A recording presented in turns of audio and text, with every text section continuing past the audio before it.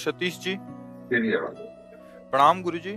गुरुजी, मेरा मन जीव जंतु पशु पंछियों की सेवा में ही ज्यादा लगता है। मैं अपनी हाँ, कमाई का ज्यादा हिस्सा इसी पुण्य में हाँ, लगाता हूँ। बहुत अच्छा है। अहंकार रहित होकर सेवा की जाए तो भगवान की ही प्राप्ति हो जाती है, क्योंकि हर पक्षी पशु के रूप में भगवान है।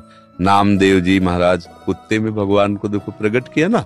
भगवान एक बार श्री एकनाथ जी महाराज गंगोत्री से गंगा जल लेकर बहुत से भक्तों के साथ रामेश्वर चढ़ाने जाते थे। प्राय भक्त लोग ऐसा करते हैं कि गंगोत्री से गंगा जल लेकर रामेश्वर में चढ़ाते हैं कांवर में लेके। ऐसे ही वो जा रहे थे। जब रामेश्वर जी के पास पहुंचने वाले थे तो देखा एक गधा प्यास से तड़प रहा है, मतलब ऐसा दिखाई दे रहा है। तो उन्होंने विचार किया कि रामेश्वर जी में तो सब जल चढ़ाते हैं और ये प्यासा इसे कोई पिलाएगा नहीं। गंगोत्री से लाए थे रामेश्वर जी के लिए, नजदीक गए और गोद में गधे का सर लिया और हर हर महादेव करके पूरी गंगा जली जे ही गंगा जली पिया। तो और जो साथी थे सब हंसने लगे, यार मतलब इतनी मेहनत करके वहां से लाए और पास ही आ चुके थे रामेश्वर के, वहां नहीं चढ़ा, एक गधे को पिला दिया। वो तो रामेश्वर जी गए और वहां रामेश्वर आ गए।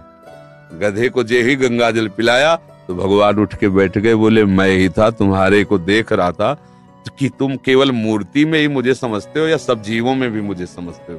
तुम्हारी इस दया से मैं द्रवित होकर यहीं प्रकट हो गया, क्योंकि कण कण शिव है, तो एक गधे से भी भगवान प्रकट हो गए।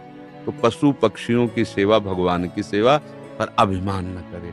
भाव ऐसा रखे कि भगवान ने मुझे ये सेवा दी है और सेवा लायक बनाया है, बस। और इसका प्रचार प्रसार न करे। प्रचार प्रसार करने से सेवा का जो सुकृत होता है वो नष्ट हो जाता है। जैसे आप यार मित्रों से और बहुतों से कि हम तो ऐसा करते हैं, मतलब ये बात जैसे आप संत से या गुरुजनों से कहे तो बात अलग होती है।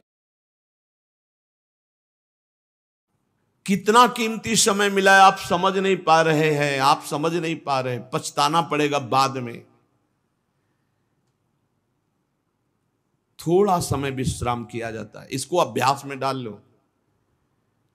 कई वर्ष हो गए मध्याह्न में विश्राम नहीं, नींद का नहीं, थोड़ा शरीर स्वस्थ होने का, लेट जाना फिर बैठ जाना, फिर टहलना, फिर लेट जाना बैठ जाना, नींद का नहीं। रात्रि में 4 घंटे इसको लेटने के लिए देते हैं, बस। बीमार